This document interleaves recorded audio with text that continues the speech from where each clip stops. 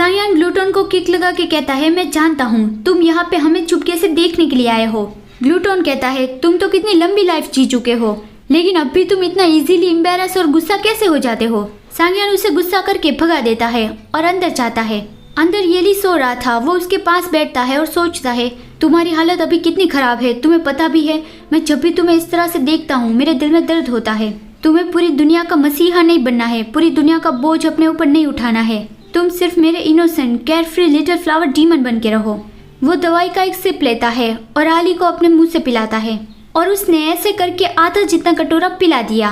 वो थक गया था कि मेरा वाइफ कितना क्यूट है, ये जॉब मेरे लिए बहुत मुश्किल है। तभी येली खांसने लगा तो सांगयान चौंक गया और वो येली के ऊपर बैठ करता हुआ कहता है, आली खांसो मत, इसे निगल जाओ, धीरे धीरे निगल जाओ, तुम दवाई को वेस्ट नहीं कर सकते। लेकिन येली को वो दवाई कड़वी लग रही थी। फॉर्चुनेटली मिस लिंगलोंग ने स्वीट कैंडीज ऑलरेडी रेडी रखी थी। सांगयान एक कैंडी अपने मुंह में लेता है और वो इसी तरह से येली को खिलाता है। येली को वो बहुत स्वीट लगी और वो जाग गया। तो सांगयान खुश हो गया कि आली तुम जाग गए, ये मैं हूँ, लेकिन हिलो मत, अभी तुम्हारी बॉडी बैडली इंजर्ड है। लेकिन येली सांगयान की ओर अपना हाथ आगे बढ़ाता है तो सांगयान कहता है, क्या तुम फिर से मेरे कानों को टच करने वाले हो? क्या सच में तुम ये चेक करने वाले हो कि ये फेक है या ओरिजिनल? लेकिन येली उसके गालों पे पिंच करता है तो सांगयान कहता है, ये तुम क्या कर रहे हो, इससे दर्द हुआ। येली अपने भी गाल पे पिंच करता है और कहता है, बहुत अच्छे, मुझे तो यही डर था कि जब मैं उठूंगा तब मुझे ये पता चलेगा कि तुम मुझे बचाने आए थे, वो सब एक सपना था। वो सांगयान को गले लगा लेता है और कहता है, ये सपना बहुत ही खूबसूरत है, लेकिन जब मैं उठूंगा तब मैं डिसअपॉइंट हो जाऊंगा। सांगयान कहता है, डोंट वरी आली, ये कोई सपना नहीं है, तुम फिर कभी डिसअपॉइंटेड नहीं होंगे, तुम्हें जब भी मेरी जरूरत पड़ेगी मैं वहाँ पे आ जाऊंगा। येली कहता है, हाँ मैं भी ऐसा ही करूंगा। फिर सांगयान पूछता है, तुम अभी कैसा फील कर रहे हो?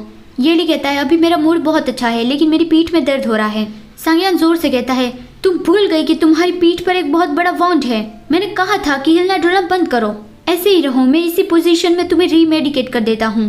वो येली की बैंडेज खोलता है और उसके घाव पे दवाई लगाता है। ये घाव उस सिल्वर ड्रैगन के पंजे की वजह से उसे मिला है। फिर सांगयान कहता है, यहीं पे ही रहो, मैं मिस्टर शन और लिंगलोंग को बुला के लाता हूँ। लेकिन येली कहता है, प्लीज अभी मत जाओ, और वो सांगयान को अपने पास लेट जाने के लिए कहता है।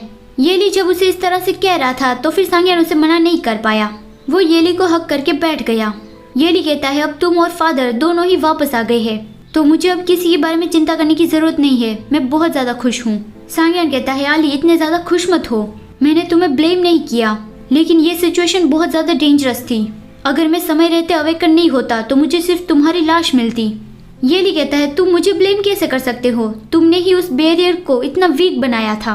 सांगयान कहता है, अभी तुम्हें तुम्हारी स्पिरिचुअल पावर को इस्तेमाल करने की परमिशन नहीं है और ना ही बेड पर से नीचे उतरने की।